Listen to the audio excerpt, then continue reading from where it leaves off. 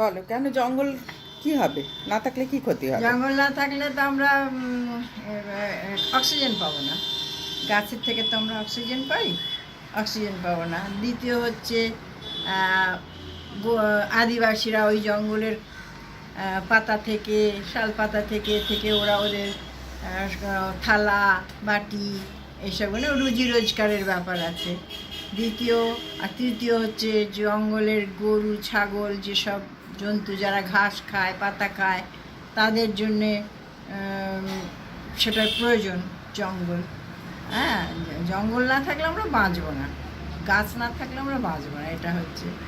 আর কি আছে? জল। জল, জল তো আমাদের জীবন। জল না থাকলে তো কিছুই হবে না। হ্যাঁ, জলে আমাদের ধরো জল খাওয়া, জল না থাকলে চাষবাস হবে না। জল না থাকলে তোমার কি বলছি, চাষবাস হবে না। খাওয়াটা তো একটা প্রধান, জল না থাকলে মরেই যাবো। জীবন, জলই জীবন আমাদের। জল না থাকলে বাষ্প হয়ে বৃষ্টিও হবে না, আকাশ থেকে পড়বে সেই বৃষ্টিটাও হবে না। জলটা থাকবে তবে তো বাষ্প হবে, বাষ্প হয়ে আকাশে উঠবে।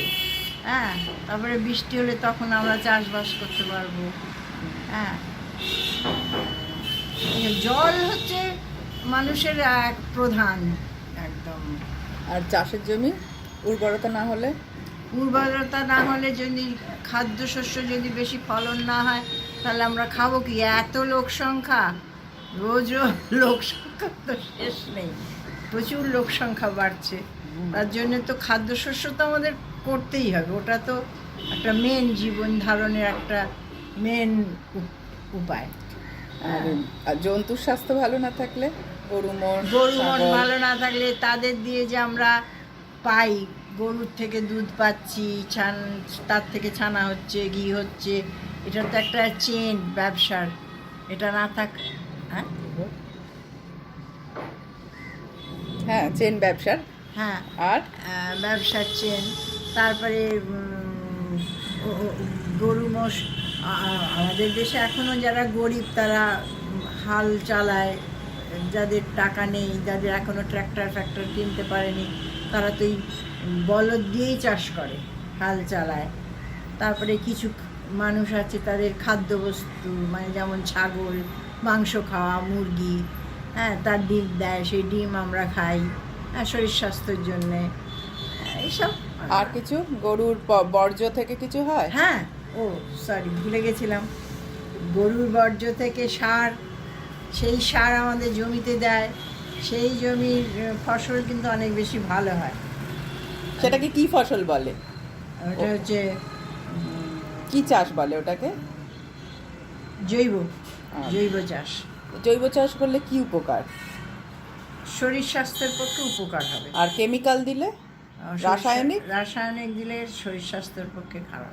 কি হয়, কি খারাপ হয়? নানান রকম অসুখ বিসুখ অনেক কিছু হতে পারে। আর মাটিটি কোনো মাটি নষ্ট হয়ে যাবে, মাটি নষ্ট হয়ে যাবে, তার উর্বরতা ক্ষমতা চলে যাবে কেমিক্যাল দিলে।